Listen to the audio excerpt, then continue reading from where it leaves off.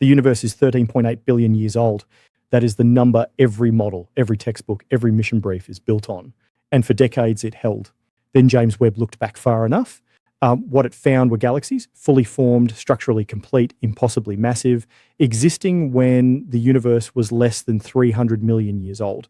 Not fragments, not protogalactic wisps, galaxies, the kind that our best models say require billions of years of slow hierarchical assembly to build. They should not be there. And here is what that actually means if these observations hold, and the most recent spectroscopic confirmations suggest they do, then the framework describing how everything in the universe came to exist is incomplete in a way we are only beginning to measure. James Webb launched in December of 2021. First deep field images arrived in July of 2022. What followed was not a gradual accumulation of mild surprises. It was a cascade.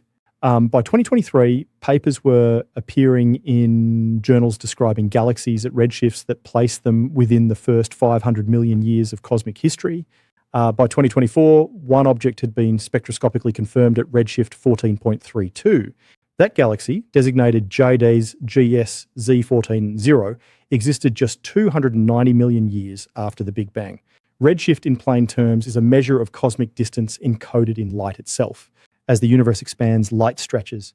The further it travels, the more it shifts toward the red end of the spectrum, like the dropping pitch of a train horn as it moves away from you. Redshift 14 means the light from that galaxy has been traveling toward us for over 13.5 billion years. But distance alone is not the anomaly. The anomaly is mass. These galaxies are not faint, immature structures. They carry stellar masses that our models say require billions of years of gradual merging and star formation to accumulate. They built in centuries what our equations budget billions of years to produce. But here is where it gets strange. The standard cosmological model is called lambda CDM. It has survived 30 years of observational pressure. It correctly predicted the pattern of the cosmic microwave background, the faint afterglow of the Big Bang itself. It predicted the large-scale web of galaxy filaments stretching across hundreds of millions of light years. It predicted the abundance of hydrogen and helium forged in the first few minutes of the universe's existence. It is not a fragile framework. Its defenders have a legitimate response to Webb's anomalies.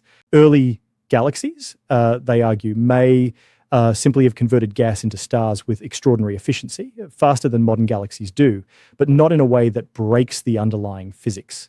Tweak the star formation parameters, and some of the most alarming cases move back inside tolerable boundaries. And then there is the Hubble tension.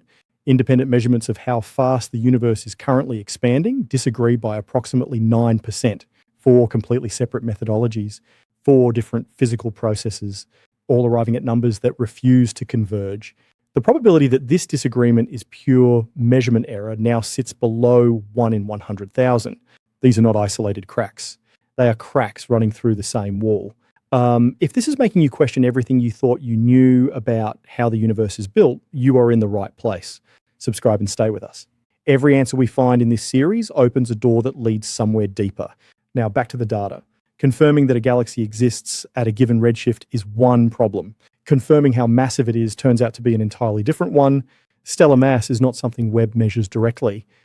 It is inferred, built from modeling the galaxy's light output, its star formation history, the amount of dust obscuring its emission, and assumptions about the age distribution of its stellar populations. Each step in that chain introduces uncertainty.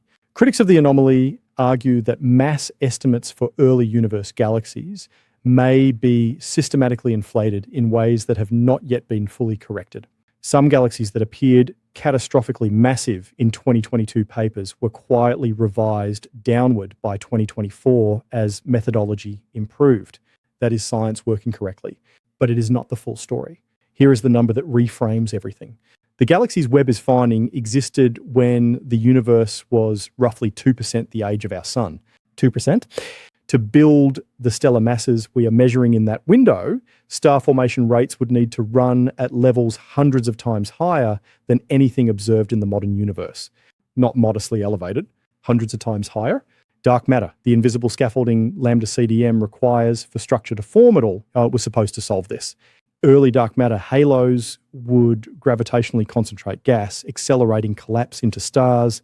But the halos Webb's galaxies seem to require are themselves too large, assembled too quickly for the dark matter models to comfortably explain. The scaffolding needed its own scaffolding, and we do not have one ready. Stop thinking about redshift for a moment. Think about your hand. Every atom of carbon in your body was forged inside a star, not metaphorically, literally. The carbon in your cells, the oxygen in your lungs, the iron moving through your blood right now. None of it existed in the first moments of the universe. It was built later inside stellar cores through nuclear fusion reactions running at temperatures of tens of millions of degrees. When those stars exhausted their fuel and collapsed, they scattered that material across space.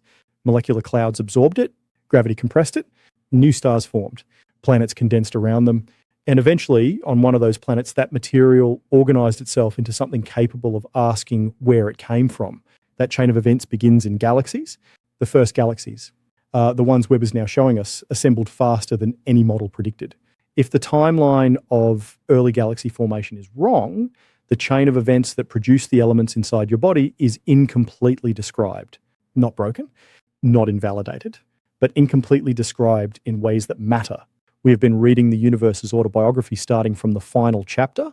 Webb just handed us a page from the opening paragraph, and it does not match what the final chapter predicted. But here is what almost nobody is talking about. The debate is not about whether these galaxies exist. That question is settled. The images are real. The redshifts of the most significant cases are not photometric estimates, educated guesses based on color. They are spectroscopic confirmations, meaning Webb dispersed the actual light from these objects and read the chemical fingerprints embedded in it. JADE's GSF 140 is not going away. The debate is about what the mass measurements mean and whether our interpretation tools are mature enough to trust at these distances and these epochs. But underneath that technical argument sits a quieter, more consequential one that is not getting the attention it deserves. Several serious alternatives to lambda CDM are currently under active evaluation, not in fringe journals, but in peer-reviewed papers from institutions including Princeton, the University of Amsterdam, and the Perimeter Institute.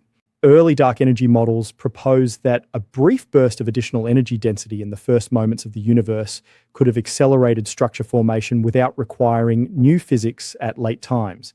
Warm dark matter models suggest that dark matter particles with slightly higher velocities than the standard cold dark matter assumption would cluster differently in the early universe, potentially seeding galaxy formation along a faster track. Primordial black hole seeding hypotheses propose that black holes formed directly from density fluctuations in the earliest moments, providing gravitational anchors around which galaxies assembled far more rapidly than standard models allow. None of these is confirmed.